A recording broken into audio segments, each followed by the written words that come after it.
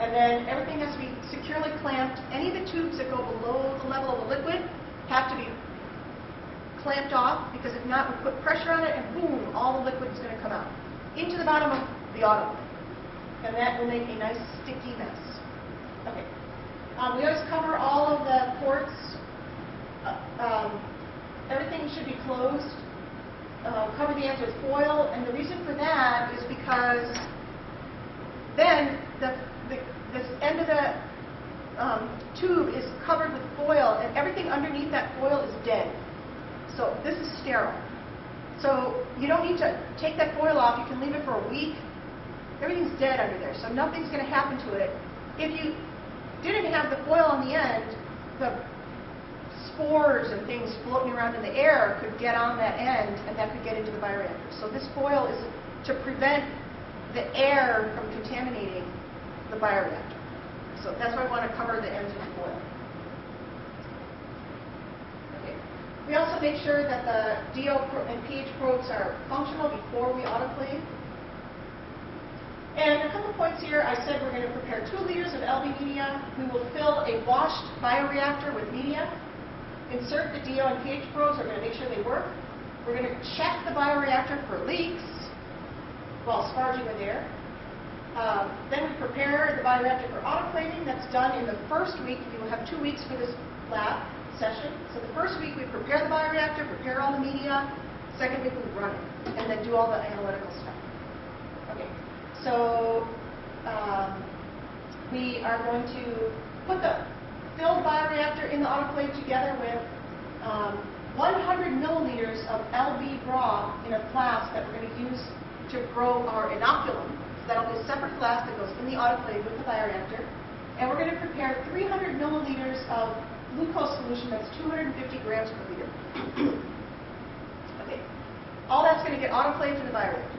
So we're going to run the bioreactor. The first thing we need to do is prepare the inoculum. So this is called a batch reactor.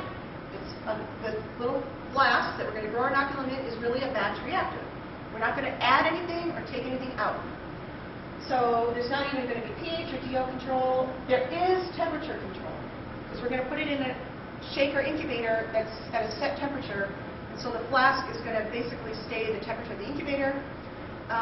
If it were really a dense culture and producing a lot of metabolic heat, then it would probably be hotter inside the flask than in the incubator, but that doesn't really usually happen because it doesn't grow to that dense of a culture in the little shake flask.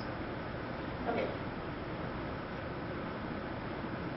Oops, I did that one already. Okay, here we go. Okay, so on a large scale, you can use a batch bioreactor under certain circumstances. If there's no substrate inhibition, okay, if the substrate is toxic above some critical concentration, and you would have to either be able to add more substrate at some point, which is cheating. That's called fed batch. So if you don't have substrate inhibition, then you can go ahead and put in all the substrate you need, run the batch reactor. So for our shake flask, this is basically the case. We put in a small amount of media that has enough protein and other substrates, glucose, that it needs to grow, and then we put it in the shake flask, and then that's it. Okay. So there's a thing called glucose effect, which is that glucose can actually block the metabolism of other sugars by inhibiting the transcription of genes encoding the enzymes necessary for the metabolism of those sugars. So you don't want to have other sugars that can't be consumed in the presence of glucose. So this would be a reason for not using a batch reactor. And then we also have, this is kind of the same concept as glucose effect, is catabolate repression, that the presence of one substrate inhibits the cell from using other substrates. So this is, the glucose effect is really this case, but this is then in general, any other substrates is inhibited. Okay. So this is the growth pattern in the batch bioreactor. I think you've already seen this if you took 10192. But initially you inoculate a small concentration of bugs, and then there's a time called the lag phase where they're just, they're actually growing, but there's not, it's growing, it's like reorganizing its internal contents and getting adjusted to the new environment. that's really what a lag phase really is. But it does actually begin to grow, and then it hits the exponential phase, which is also called the log phase. Okay? Then there's a late log phase where it's really no longer an exponential. And if you apply an exponential model to this, you'll see that it doesn't stay exponential for very long. That it begins to straighten out and go the other way. So that's kind of the late log phase. And then the stationary phase is where the cells are still alive, but they're really not doubling anymore. And some of them may be dying, or if they are doubling and reproducing, then they're dying at the same rate. Okay. And then we have the death phase, where really the cells can't maintain, for whatever reason, there's byproducts present, or just age happens to all of us. Okay. All right, so in the batch bioreactor, we look at the situation of balanced growth.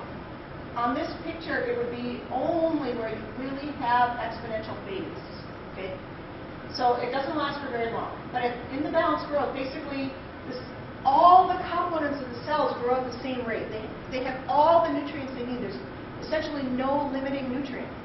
Okay, it can't grow any faster. It's just limited only by its ability to take up the media. So everything's there that it needs, and that we talk about that as generally that's referred to as the maximum growth rate during the balanced growth period. So we can put a little mu max. No matter what, it's still measured the same way. Note that this is actually the change in cell concentration with time normalized to the current cell concentration, which is why it's called specific growth rate. Okay? The word specific means that you divide by the concentration of cells that are present. Okay? So now we integrate this, and we get ln x over x0 is equal to mu t.